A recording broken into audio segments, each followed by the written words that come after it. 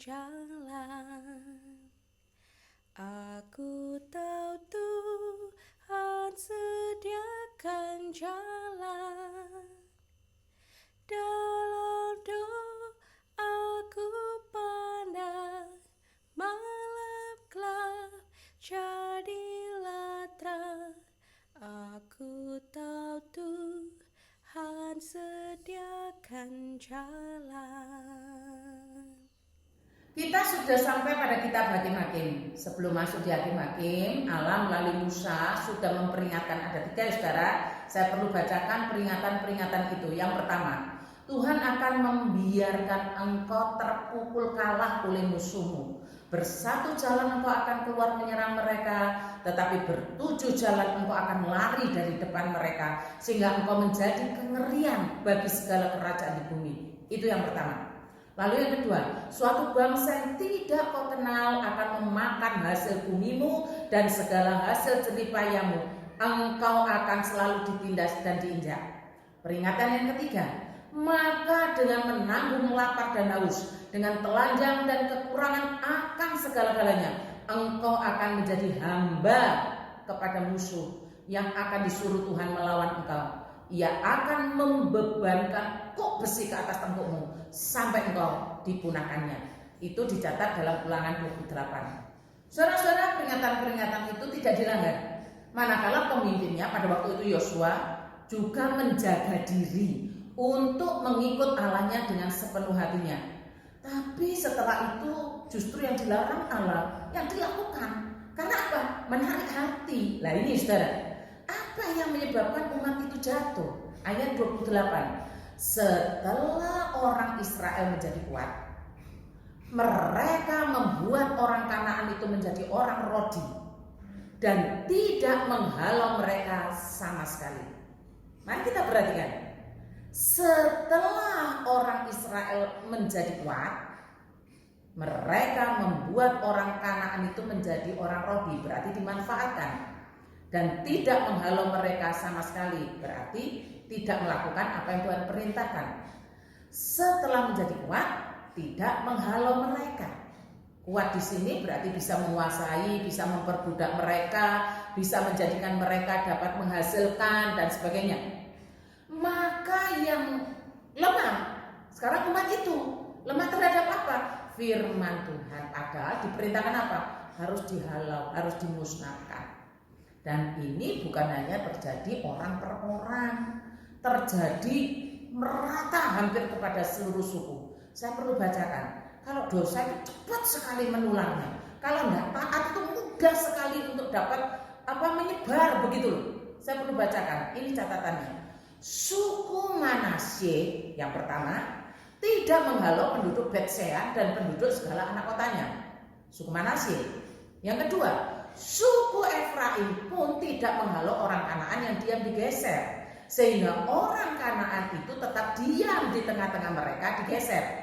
2, 3, suku Sebulon tidak menghalau penduduk Kitron dan penduduk Nahalol, sehingga orang Kanaan itu tetap diam di tengah-tengah mereka walau sebagai orang Rodi. 4, suku Asyer tidak menghalau penduduk Ako, penduduk Sidon serta Akhlab, Aksib, Helba, Efek dan Rehob, sehingga orang Asyer itu diam di tengah-tengah orang Kanaan, penduduk asli di negeri itu, sebab orang-orang itu tidak dihalau. Ini baru 4. Selanjutnya, yang kelima, suku Naftali tidak menghalau penduduk Bet-Semes dan penduduk Bet-Arad, sehingga mereka diam di tengah-tengah orang Kanaan. Bukan hanya 1 orang, 5 suku. Cepat sekali. Jadi rupanya banyak suku-suku yang menjadi lemah terhadap firman Tuhan, tapi mereka kuat secara pertahanan, secara pertempuran. Dan ketika mereka kuat, artinya dapat menguasai penduduk itu, cikal bakalnya di sini, kejatuhan mereka. Sekarang mari kita bawa peringatan Tuhan ini menjadi peringatan buat kita. Apa yang menjadi penyebab kita jatuh dalam ketidaksetiaan? Apa yang menyebabkan kita melawan Tuhan dan firman-Nya? Apa yang menyebabkan kita tidak taat lagi kepada peringatan-peringatannya? Yang pertama, saudara, memang setelah menjadi kuat, setelah tambah terampil berperang, setelah menjadi makmur, setelah bisa menguasai, bisa mandiri, dan memang keadaan sepertinya aman-aman saja, maka umat lemah terhadap peringatan firman. Berarti kan sebelumnya setia, tapi setelah kuat lemah. Sebelumnya taat, sebelumnya lurus-lurus saja terhadap firman Tuhan, sekarang berubah tidak setia. Apa artinya? Menjadi kuat itu sebenarnya seperti alat penguji bagaimana hati kita yang sebenarnya. Saat tidak kuat, mengandalkan Tuhan. Saat sudah kuat, mengandalkan diri sendiri. Kadang saya berpikir begini ya saudara, iya ya, kenapa Tuhan enggak memberi kita kuat-kuat banget gitu, enggak. Sebab Tuhan Maha tahu isi hati kita.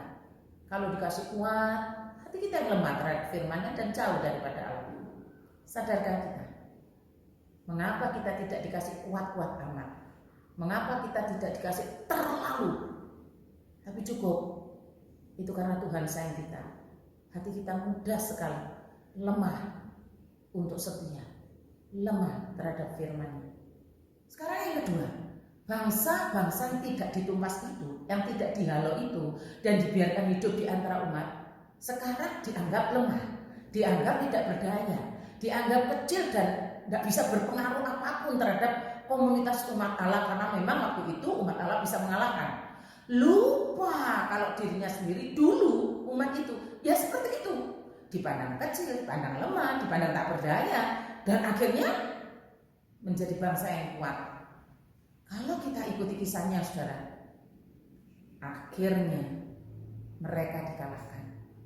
Yang sudah menjadi budak rodi, yang dibiarkan hidup tadi, yang dianggap lemah, kemudian dapat melawan umat Allah dan menguasai umat Allah. Apa yang diremehkan akhirnya berbalik menjadi kekuatan yang menguasai. Mari kita bawa ini dalam hidup kita. Apa sebenarnya kita pandang remeh? Apa yang sebenarnya kita pandang kecil dan tidak berarti? Apa? Kemudian ternyata yang kita pandang seperti itu berbalik di kemudian hari membuat kita jatuh. Kalau sudah tahu seperti ini harusnya gimana? Saudara, mari saya pun juga belajar. Jangan meremehkan apa yang saat ini tampaknya remeh, tampaknya lemah. Jangan. Ia akan menjadi kekuatan besar yang akhirnya melemahkan kita. Tapi begini ya saudara, jika saudara saat ini dalam posisi jatuh, terpuruk, dan saudara sadar bahwa saudara tidak setia kepada Tuhan, jangan malu untuk kembali kepadanya. Tuhan tidak membiarkan saudara sendirian. Dia memanggil saudara untuk kembali. Lemah lembut, suara Yesus memanggil kita untuk kembali kepadanya. Selamat ulang tahun Michael Chris Antono, Ibu Selvia Halili. Kiranya Allah Roh Kudus membuat saudara-saudara mendengar suara Tuhan melalui firman-Nya. Terima kasih Tuhan, kami menyadari kebebalan hati kami. Telinga kami mendengar, tetapi hati kami tidak sanggup untuk menanggap. Ampunilah kami.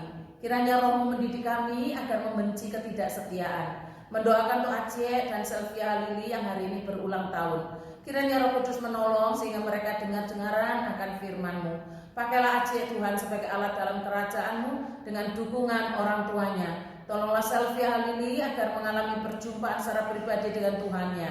Terima kasih Tuhan, di dalam nama Tuhan Yesus kami berdoa. Amin.